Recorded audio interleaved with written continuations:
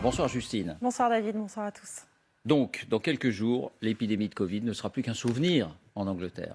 Oui, retour à la vie d'avant, annoncé par Boris Johnson lui-même devant les députés à la Chambre des communes. Écoutez-le. Provided the current encouraging trends in the data continue, it is my expectation that we will be able to end the last domestic restrictions, including the legal requirement to self-isolate if you test positive, a full month early, Mr. Speaker.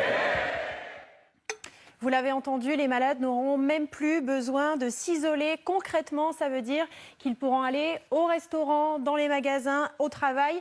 Effectivement, ce n'est pas seulement un pas de plus, mais c'est en fait la dernière marche. C'est le totem absolu de la vie sous épidémie qui s'écroule. Et encore plus fort, peut-être, la Suède annonce quant à elle la fin des tests. Depuis hier, c'est terminé chez le médecin ou en pharmacie.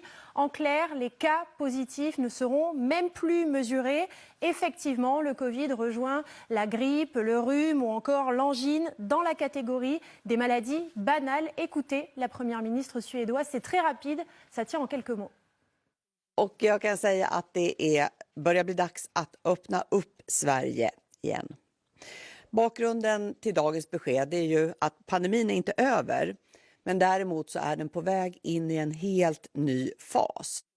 L'épidémie telle qu'on la connaît est terminée. Signalons quand même que c'est l'Espagne qui a ouvert la voie il y a 2 ou 3 semaines. Là-bas, on ne teste plus systématiquement.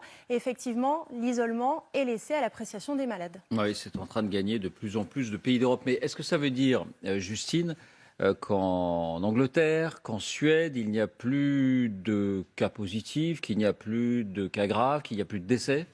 Eh bien, effectivement, au Royaume-Uni, les cas sont en chute libre, vous le voyez, depuis début janvier. Et c'est le cas également en Suède depuis la fin du mois de janvier. Vous allez le voir sur cette courbe ici. Et en ce qui concerne les décès, eh bien, effectivement, il y a une baisse dans ces 2 pays, mais elle est loin d'être aussi forte. Mais c'est ça, finalement, qui est remarquable. On considère, d'une part, que c'est le début de la fin et d'autre part, que d'autres affections respiratoires font également beaucoup de morts l'hiver.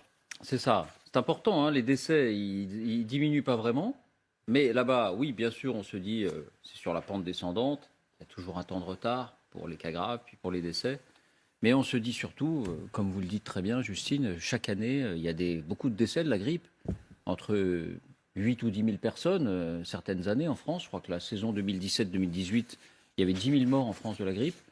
Et donc, pourquoi faire une exception pour le Covid, sachant qu'Omicron n'a plus grand-chose à voir avec ses gentils prédécesseurs.